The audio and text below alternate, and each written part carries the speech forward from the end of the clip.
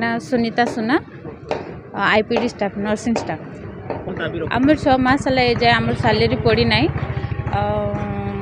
से आम एप्लिकेशन भी देथिनु सार को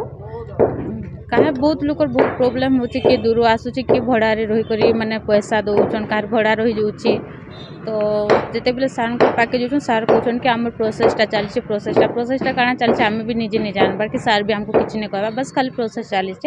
इलेक्शन पर आम जहाँ है तामें आपन को जनामु कही आमको ये जाए आमको किसी जड़े ना तो तेईश्वर मुगरी Ayurvedic medical college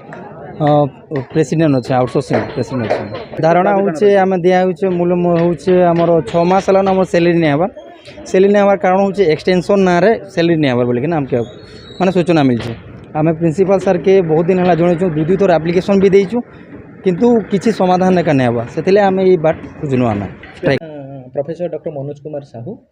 principal government Ayurvedic college Balangir actually sir आपन जो क्वेश्चन कले आमर इमाने आउटसोर्स जो संस्था आमको देइचंती आमर 3टा गवर्नमेंट कॉलेज अच्छी पुरी ब्रह्मपुर और बलांगीर 3 कॉलेज को पाखापाखि 144 ना 145 जन स्टाफ को दिया डिस्ट्रिक्ट कौन सी कॉलेज रे एते पर्यंत जहाँ जीव गोटे ये आसे तेणु जेहेतु तांकर 1 ईयर थिला आउटसोर्सिंग प्रति वर्ष तांकर रिन्यूअल हुए से समय तांकर जेतु 1 ईयर ड्यूरेशन कंप्लीट हो जाए आम रिन्यूअल पे आमर डायरेक्टर ऑफ आयुष सर को आम देइथिलु से ऑलरेडी प्रोसेसिंग है गवर्नमेंट को पठे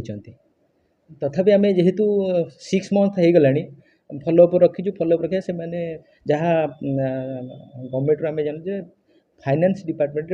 माने पेंडिंग अच्छे सार कहले जिते जल्दी हम आम चेष्टा करूँ रिलीज है मैंने इमिडिएटली पठेदेव।